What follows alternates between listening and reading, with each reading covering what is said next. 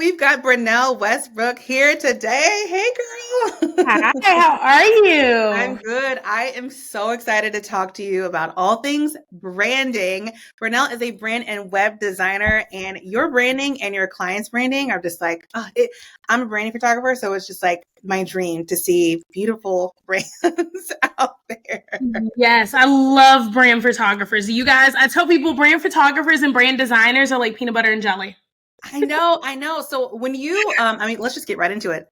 When you develop brands, do you keep photography as like a really important thing? Or are you like, hey, you actually need to go and get new branding photos before you work with me? No, it's a requirement. It is not a suggestion. I the only time they don't have to get new brand photos is if they have had new brand photos like professionally done in the last 6 months. 6 months. That's Six your months. timing. That's 6 months perfect. is my Yeah. timing, and I still ask them, like, is it going to be cohesive with your new color palette? Like, Right. how is that going to look? But if they do not have professional brand photos, I tell people that is the first part of Mm. like allocation of your marketing budget. Like, you need to find a photographer and then call me back. Yes. So I love that. Yes. Thank you for like helping out the industry and telling people not only do you absolutely. need them now, but like in 6 months are those brand photos really going to be still cohesive to your brand? So I'm so glad that Yeah. we chatted about that. Let's talk about how you got to this point. Like, how did you Yeah. become the expert? How did you get so talented? And like, you just know the strategy, you know, the design, like just kind of walk us through your journey to this point. Yeah. Well, thank you. First of all, that was an amazing compliment. I went to school for web development. So Mm, even like, let's take a step back. I was always artsy. Like, I feel like right. it's when you talk to photographers and they're like, we were always taking pictures of things. I was always doodling. I was the kid in Uh-huh. class sketching things, like doodling all the time. Creating those little bubble letters. I don't know if you remember graffiti letters Yes. when we were in school. Yes. I would literally like decorate people's binders. Like, so I've always kind of Girl, liked branding. we would have been besties in high school. I was doing those bubble letters. Remember the S's with like the little like Yes. You start with a triangle and yes. go down. Yes. So I feel like that's really the start. Uh-huh. And like so many people, I was told being an artist was not a real career. Mm, mm, And it's funny because me and my parents talk about that now on a regular basis, yeah. but I did not pursue art. I actually went to a performing arts high school. So I Oh. did art all through high school. I Uh-huh. did set design for theater. Like, so I was painting Yeah. backdrops. But anyway, long story short, everybody was like, tech is the wave of the future. I graduated in Mm, 2013 and mhm. everybody was like, this tech boom, like that's Yeah. what you should go for. So I studied web development. So Mhm. coding. So all the, not fun sides of making your website work. Coding, And girl. When I think of coding, I think of like MySpace, and all I could do was yes, like hard enter and make something bold, make something italicized, and yes. you're over here like building websites. Well, but one comma, would throw the whole thing off and Yep. like the page isn't going to display. And Uh-huh. so, senior year, I had a brief internship and no one looked like me. No Mm, one had the personality of me. Like, it just was a yeah. very awkward experience. And I was like, Yeah. this world that we know as like corporate IT is Yeah. not built for me. Like, it just Wow. wasn't. Like, I was like, I don't fit in and I don't want to. Wow. um, so I asked my parents for 6 months post graduation Mhm. to continue supporting my life. And I Yeah. was just Hey. like, I want to start a business. And just for you guys listening at home, like this was not normal. Like no one in my family was a business owner. Like Uh-huh. this. So my parents were like, you want to do what? Like we thought you'd work at Google. Right. Um, Right. and so I asked for 6 months. I worked at Starbucks Mhm. early in the morning and Yeah. came home and worked on my business in the afternoon. Wow. And month Hustler. 3, I landed my first contract, and the rest is history. Oh my gosh. Like, Yeah. what did you have set up? Like, was this something that you kind of built where as soon as that contract came in, you had your client management system set up, or was it Oh, just like scrappy? super scrappy. Yeah. In fact, guys, I was willing to do it for free. I told them I didn't have a number. I was like, because I don't have a contract. I'm 22, like fresh out of school. I was like, I'm making $10 an hour at Starbucks, like in total transparency. And so I was like, I don't know how much to charge for this. Right. And so I told them, let me just design your website and build and make you some business cards. And if you like it, just give me whatever you think it's worth. Wow. And what a great start. And they gave me almost $2,000. What? And they said that they were quoted like almost 10 for that same project. And they were like, you're very talented. Obviously it was scrappy. Like they were like, you need a better contract. And you need to like, but they believed in me. They were like, you are really, really good. And I thought it was very validating to have somebody tell you that like, you're going to be able to do this. You went from a $10 an hour job at Starbucks to how many months did you say it took you to land that contract? For a $2,000 contract. And then you're like, it is on. It's on. I was like, it is on. So I spent, countless hours researching client management systems and contracts and how to take payments. And like, because I tell people I was an artist, I was a creative first and then a business owner. Like I didn't have the business acumen at the time. So if you are just getting started out and you're listening to this, you don't have to have all the things. Like, just do it. Just get out there.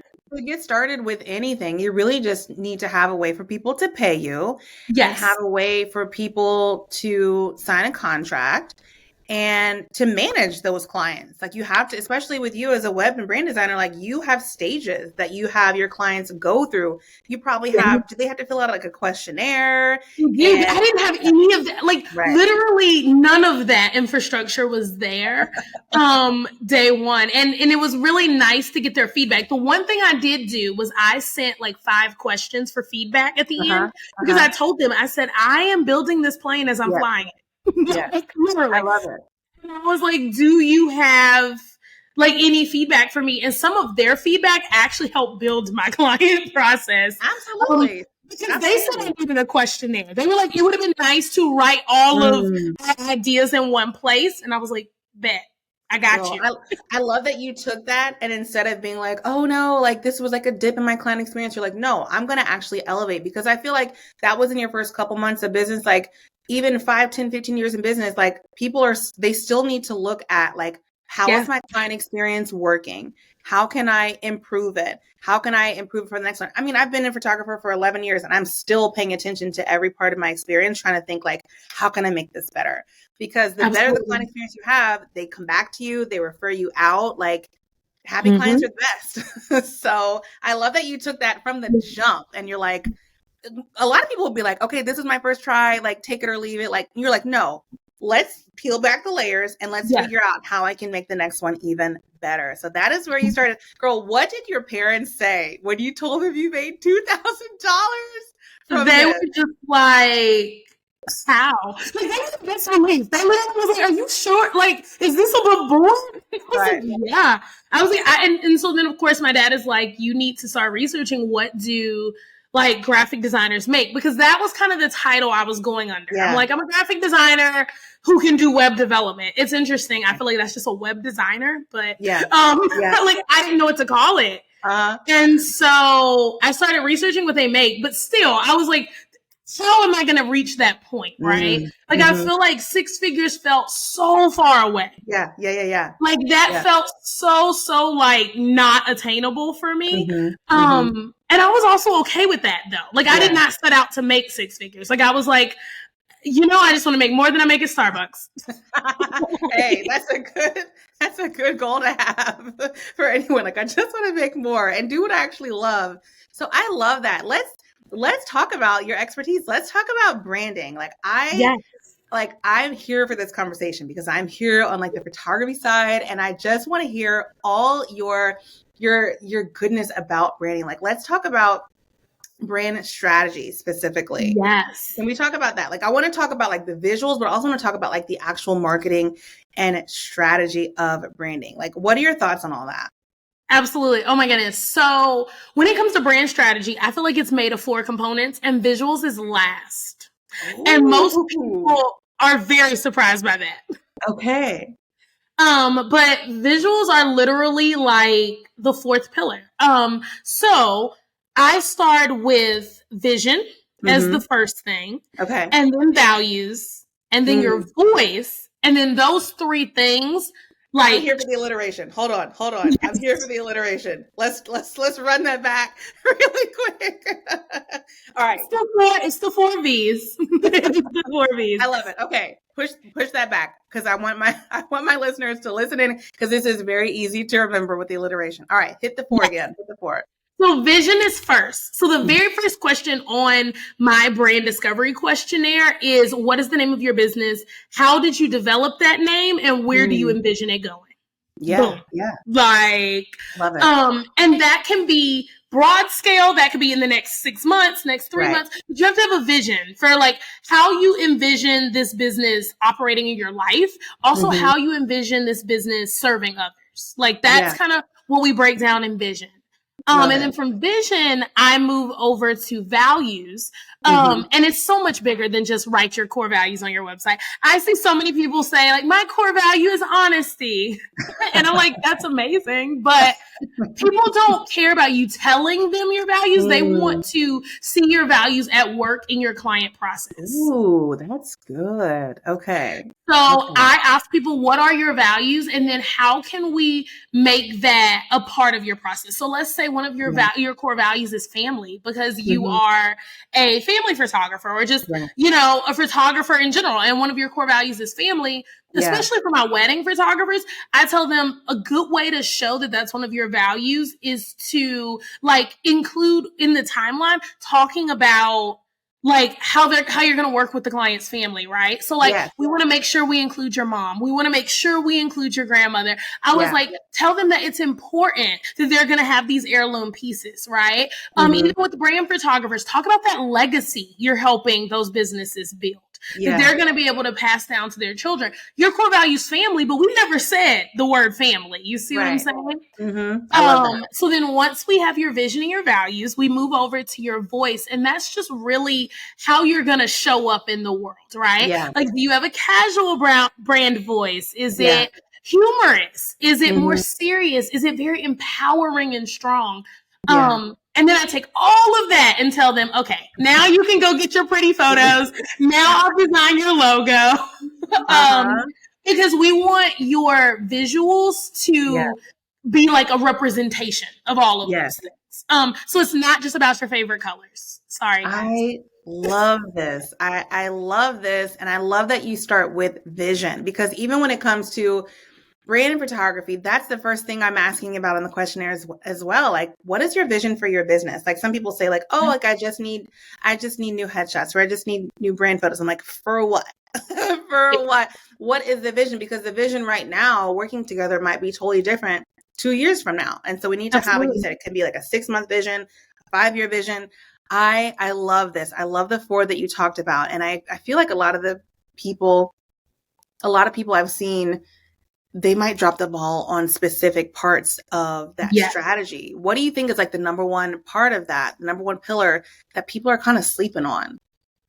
Ooh, I think the number one pillar people are sleeping on is voice. That's what I was going to say. Yes. I was thinking this. I was like, let me see if we match. I feel the same way, especially now with AI. Like ChatGPT is great. It is great. I love it. But I feel like people are making that their voice. And AI doesn't have a voice. Like they mimic whatever you feed it. It's a machine. Whatever you put into the machine, they're putting something out. And I see people, like I follow them on social media. I'm on their email list. I'm seeing their stories. And it's like 3 different voices. Like they're vibing on, Instagram stories. And then their Instagram caption might be a little bit more formal.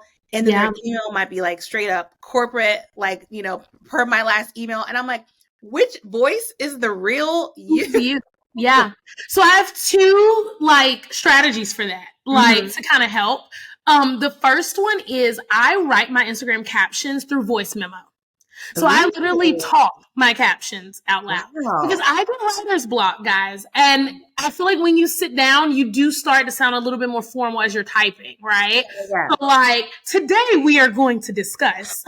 And if I was just on the phone with Angie and I was telling her about this cool new tool, I'd be like, girl, I discovered this new tool and it's going to help your productivity. Yeah. So what I do is I talk literally into voice memos for my caption. So I design my graphics or figure out whatever my topic is going to be. And then I literally talk about it. And then I play that back and transcribe it as my captions. It sounds like a lot of work, guys, but it really mimics your voice. Yeah. I love that. I find myself doing that too because I'm on Voxer all day. Do you have Voxer? I'm constantly talking through things. And so sometimes I'll have like an idea for like a social media caption or even like a podcast episode, and I'll be on a walk and I'll literally pull up my phone and be like, okay, here's 3 ways to da da da da.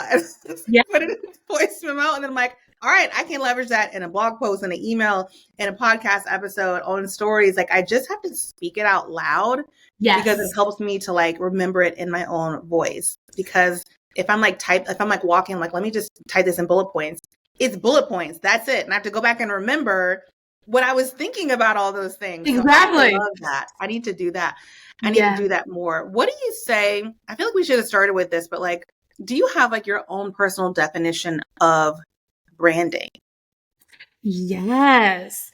To me, branding is how your business is perceived by your clients. Like that is that genuine, like their perception is not your perception of the business. Right. It's public perception is what creates branding. I love that.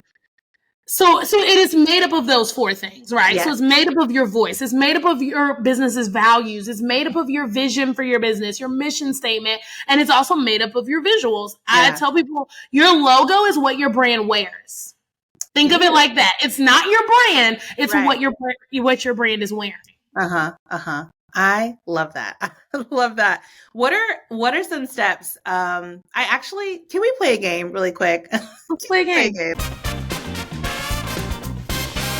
I feel like I wanted to go into this, but I can actually make it a fun game for us. I would love for you to give I'm going to give you a type of entrepreneur as it pertaining to how long they've been in business. And I want you to tell me what this person should do. Just one thing, what this person should do to just elevate their brand, like aesthetically. Okay. So the first one is someone who's been in business for 6 months. What's the one thing they should focus on doing to get to the next level? Aesthetically only. Customize. Let's open it up. It doesn't have to be aesthetically. Okay. Just from your branding expertise, someone's been in business for 6 months. What do they need to do to step up their brand, to elevate their brand? Oh man, this is hard. One thing. Or the first I would say update your proposal to being visually appealing as well as like having your brand voice. So give your proposal some personality and put some pictures on it. I love that. And I can just see some people listening, like in their car on the walk, being like, I don't have any visuals on my proposal. Yeah, because this is not a proposal for like home renovations. You know what I mean? Like, I think we've all gotten that quote, like when you're trying to, get new floors in your house and it says invoice and a number at the top. Like, we're creative entrepreneurs. If you're a photographer, I want to see some photos on that proposal. If you're a brand and web designer, I have examples of my logos, like scrolling across the top, really nice on my proposal. So make it visually appealing. Make people feel like your proposal is an extension of that initial consultation. Yes, queen. I love that. And that is not even what I was thinking. I didn't know what I was thinking you were going to say, but that was not it. And so like you kind of shook some people up right there. Even people who've been in business for years are probably like, oh no, I don't have anything visual on my proposal. Okay. So that is someone who's been in business for 6 months. What about someone who's been in business for 1 to 2 years? Ooh, okay. So 1 to 2 years, you probably are realizing what you like and don't like by now. So my advice would be updating your portfolio to only reflect the work that you enjoy doing. Girl, you're just on fire. Like these are not things I thought you would be saying. And this was props, guys. Like I didn't know No, about this. I sprung this on her, y'all. I spring these games on all my guests because I want to hear like the true, like what's coming off the top of the head. And this is gold because you're right. I do see people in this like 1 to 2 year mark that, like you said, they know their work, they know their service, they know what they provide. And sometimes they still might show all different types of things or like old work that doesn't really reflect what's going on. And so you're right. This is the season to just like go through and just pull what doesn't need to be pulled and have a more curated, you know, appeal. That's awesome. Yes. That's awesome. Because you can't be curated when you're first getting started. Like I'm telling you that, and I know because there's a lot of type A personalities, a lot of perfectionists. When you are first getting started, it can't be curated because you don't know what you're gonna love and what you're not gonna love. And so I tell people, get it out there when you're first getting started. But the 1 to 2 year mark, now we're curating. Now we're paring it down a little bit. Yeah, I love that. Okay, I've got 2 more types of business owners as far as how long you've been in business. The next one is someone who's been in business for 5 years. Ooh. Someone who's been in business for 5 years, I would say really making sure that every touch point of your client experience is elevated. So now's when you start to like look into branded client gifts and how many meetings you're going to offer the people and how pretty your client survey is at the end. Like I would say really making sure that every touch point in the client experience is polished from the inquiry form to the gift they receive after they finish working with you. I love it. Okay, last one. And this is kind of selfish because this is where I am. So I've been in business for 11 years. So my last one is someone who's been in business for 10 plus years. What is the very first thing, the very next thing that me, that we could be doing to take our brand to the next level? Leverage education. Like once you've been in business for more than 10 years, you need to be teaching. There I am. I'm here, y'all. I'm here. And that should be your business's strategy is literally first I created, now I teach others how to create. Girl, you slayed that. This was so good. This was so good.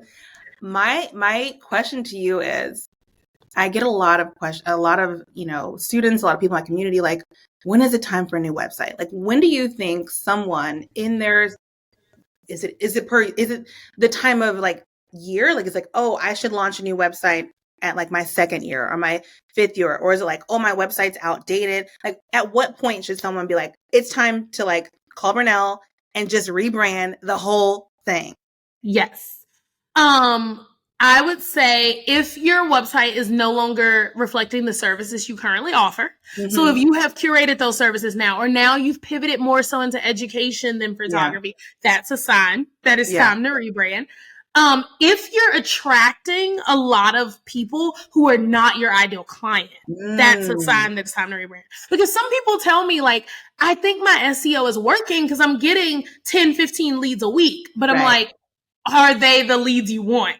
Because if they're not, then that's probably a sign that something's off. You're attracting the wrong people. Yeah. You're attracting the wrong people. Because good design attracts and repels. Not just attracts. And then the third sign that it's time to rebrand is if it's not cohesive.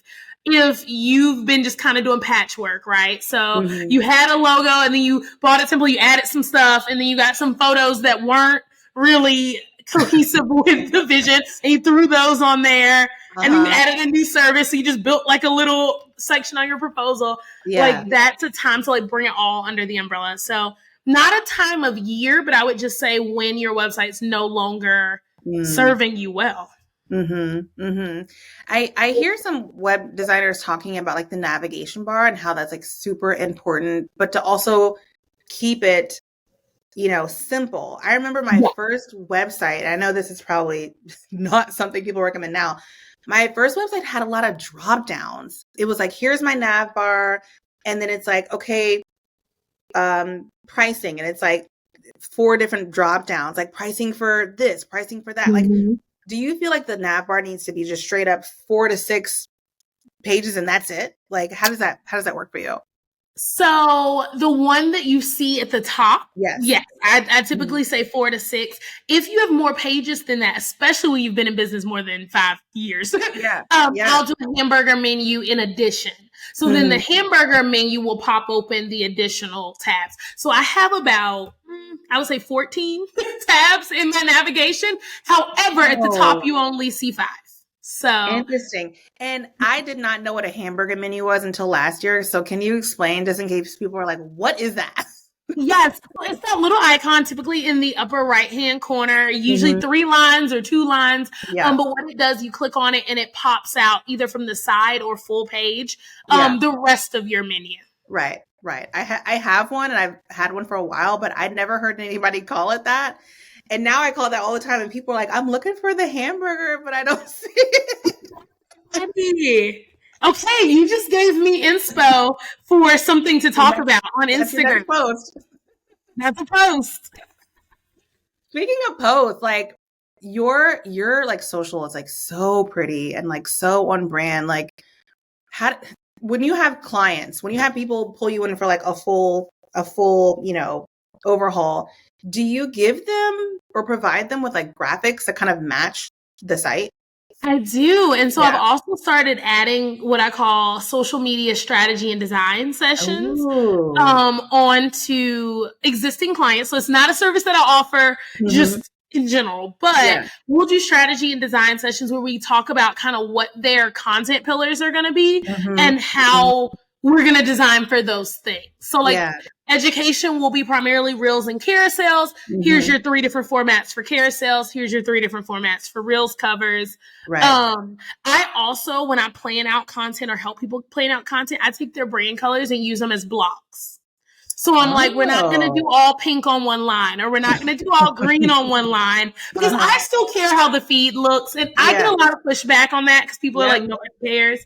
But I feel like if you're in a visual industry, people care what your Instagram looks like. Yes, I agree. Okay, that's great, because I've seen just the shift in social media. Like a lot of it has just gone to straight iPhone, just kind of low quality, just as long as the value is good. But I do still see so many people just like showing the most beautiful curated photos and visuals, and things are matching. And you go to the website and it looks like their social media. And I'm just like, they've taken the time. Like, I trust this person. Like, they're investing in themselves. So I love that. Yeah, I agree. What is your favorite type of creative entrepreneurs to work with? Like, who's like easy? They've got good visuals. Like, is there a couple of industries you can be like, shout out to you? Oh, you're going to be in trouble, because we work with a variety. We work with a variety of industries over here. But I mean, photographers will always have a special place in my heart, because I'm going to tell you why. Photographers know good images. Like, they will not send you iPhone photography ever. Like, girl, we know what's up. We know what's up. I'm going to tell you where I struggle with photographers, though. Okay. They think that they don't have to write words because their images speak for themselves. And I'm just calling us out. Like, but guess what, guys? When it comes to SEO, search engine optimization, Google doesn't read your pictures. Google reads your words. So wow, I never would have thought about that we as an industry are just so reliant on our photos that, some people can drop the ball on the voice, on the copy. And that's a good point. Any other industry where you're like, I love working with these types of people? Yes, coaches and educators. Oh, okay. So that spans a variety of industries, but last year I worked with quite a few coaches. That made up about 40% of my clientele. Whether they were photography educators or a few wellness coaches, some life coaches, a couple of financial coaches. But I feel like people who have entered the educational sector, they have found their voice. Or even if they haven't found it, they are open to developing that with my team. And they're open to talking, they know the value of words to sell, like power-driven copy. They usually are open to really good brand photos, because if you're teaching something, you need to show up very polished and clear. And they 100%. also don't fight me about blog posts. I get And that. Some people will be like, I'm not blogging. Blogging is dead. And you're just like, no. Oh, well, blogging is I'm like, SEO gold.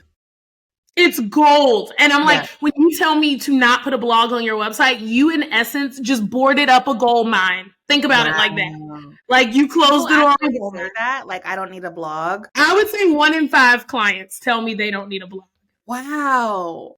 And I also wonder, like, your audience or even just your clients that coming in, do a lot of them need this kind of help and coaching? Because someone might be listening and say, I really want to work with Bernel. I really want to overhaul my brand, but I don't really know what my brand is. Like, do you help with all that? Okay, great. I do. Great. So literally anybody can do an overhaul right now. Absolutely. They can be coached. Yes. There's a lot of strategy, a lot of tips, a lot of thought goes into what I do. So if they are unclear about their branding, or even like if they are very clear about their branding, but it's attracting the wrong clientele, I'll tell you. Right. Do you work with entrepreneurs that might be product based, or they're really not the face of their brand? Great question. So I recently audited my business and my messaging, and I do work mostly with personal brands. Like even if they're major companies, there is someone kind of spearheading, like as the face of this. With e-commerce and product-based businesses, yes, I work with them. However, I normally with marketing products is just a different world. Like I will say that marketing products just has a very different set of things attached to it. But Show It has made leaps and bounds in the last few years with connecting for e-commerce. Yeah, site. I have seen that. Yeah. So that has made it a lot easier. So I don't say no anymore. You're like, we can work something out. We can work. Call me on a case-by-case basis. Yes. Right. Speaking of Show It, like, what are your favorite tools as a brand and web designer? What do you like to use? Like email? Do you use Canva? Do you use client management system? Absolutely. So I exclusively design websites on the Show It platform. So if you've never heard of it, go look at it. It's drag and drop. I tell people it is like Photoshop for websites. So it starts with a canvas, and you can place things anywhere on the canvas. You can layer. You know, it's really great. It also has the power of WordPress behind it for blogging. And WordPress is the like granddaddy OG like Snoop Dogg of websites. WordPress, hold on, this is a quotable. Bernel just said, WordPress is the Snoop Dogg blogging. It is. I mean, like, it's the OG. Everybody knows it. Everybody loves it. It has inspired so many of their people. It's literally Snoop Dogg. But okay, yes. So Show It, WordPress that's integrated in Show It. What do you use for client management software? I use Dubsado for client management. Absolutely love it. Proposals, invoices, scheduling is in there, payment plans for your clients. I also really like it because you can make your proposals do pretty much anything you want them to do. It does require a little bit of coding. Like I feel like if you want special features, but I love Dubsado. Flowdesk for email. Flowdesk for email marketing. It reminds me a lot of Show It in Photoshop. Like very much drag and drop. You can manipulate colors and fonts and really like customize it. I was gonna say Flowdesk reminds me when I'm writing an email in Flowdesk, I feel like I'm blogging because I can have pretty photos and links and pretty fonts and everything. So I love Flowdesk. These are all so good. I do use Canva Pro. I tell people get the Pro version because they have tons of like AI tools in there now to like take backgrounds out, edit photos, like do special effects on your graphics. So I use Canva. Canva is life. Canva is life. I also do product photography, literally from my kids' playroom downstairs. And I have a client that they're an Amazon retailer. And so they want like the clean, crisp white, pretty much transparent backgrounds, like just showing the product. And, you know, back in the day, it's like, oh, let me pull it into Photoshop and do this and that. Now it's like you can pop that baby into Canva and just click on remove background and it's done. Yeah. It's gone. So I love Canva. And I do love the pro version because you can load up your fonts, you can load up your colors. Yes. And it's just like I remember when I first started using Canva, I was like, oh, I don't want this expensive Canva Pro. And like, it just wasted so much of my time to constantly find like the RGB of like my color. And I'm like, all right, for an annual payment of whatever. Yeah. Now it's already loaded. Like time is money. It saved me so much time.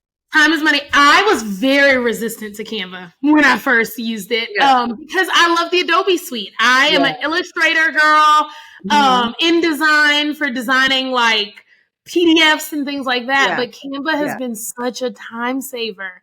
Like Canva allows you to create templates too. So you can take what your designer gives you and then you can turn it into a template and use it over and over and over again. It's just, it helps you leverage so many things. It helps you just leverage. Like I have a planning guide for my clients, my branding clients who come in, and I actually offer that to people to photographers in my program. I'm like, look, take my client guide that I've used for years. It's like 14 pages. Take it into Canva and you can swap out the colors, swap out your photos, swap out the fonts. And it's just like the templates are gold. I could talk about Canva all day. Okay. So this was so helpful. And I'm like, my mind is racing. I'm like, I need to go and sit down and just really check on like, when I think of branding, I think of like the outward appearance. So like social media, email, blogging, things like that. And you just opened my mind to like the client experience and how branding can be pulled into all of that. And now I'm just like, oh, I got some work to do. Yeah. I love that. So tell us where we can connect with you, where we can find you online, on social media. Yes. Okay. So online, my website is brandedbybernel.com. There's lots of nuggets and gems on the blog, lots of things to read through over there. Yeah. On Instagram, it's Branded by Bernel. Perfect. Pretty simple. Slide in my DMs. I do answer DMs personally. I know that's right. So slide in my DMs, ask branding questions. I feel like my Instagram has turned into more of a hot take on things. So that's where I kind of leverage pop culture a lot on my Instagram. I saw you did something. I think it was a Taylor Swift recently. It was Taylor. I did one. I've done one for Beyonce. I've done one for Taylor Swift. I've done one for the Super Bowl. Yeah. The Grammys, what we learned from it. Just really taking pop culture references and practical tips. And kind of merging that together. That's my thing on Insta. And then I also have a podcast where I talk to creative entrepreneurs. We're on a little bit of a hiatus, but there's 3 seasons worth of episodes to go listen to where I have interviewed like heavy hitters in various industries. And we really dive into the messy middle on the podcast. So not too much about where they started or where they are, but a lot about like what was the struggle that had to be overcome. So yeah, I love that. I'll link everything in the show notes. And you also have a free branding guide that I can share in the show notes as well. I do. Tell us about that. It's the Brand Fundamentals Guide. So it dives a little bit deeper into what those 4 pillars are and what that like practical application for your business, kind of like templating that out. And then there's a profitable pre-launch checklist in that freebie as well, so that you can start making money before you launch that new website. I know that's right. I'm going to go download that now because I love those pillars and the alliteration. I'm like, let me go see this. And I bet you that guide is beautiful because you put it together and you're amazing at branding. So I cannot wait to go and check that out. Bernel, thank you so much for chatting with me today. I appreciate having you here, all the nuggets that you dropped, and we're going to link everything in the show notes for our audience. So thank you so much. Thank you. Hey friend, thank you so much for tuning into the Angie McPherson Show. I hope this episode ignited a fire within you, motivating you to take bold and inspired action. As a gift for listening, I've created a free download of my business toolkit featuring all the essential tools and apps I use to grow my business. Just head over to angiemcpherson.com/toolkit to get your copy. If you haven't already, please consider subscribing and leaving a rating or review wherever you're listening. And if you're feeling extra generous, sharing the podcast with a friend goes a long way, and I am truly grateful for your support. For any resources and links mentioned in today's episode, make sure to check out the show notes. Keep moving forward, friend, as each step takes you closer to your goals. I'll catch you next week for another episode.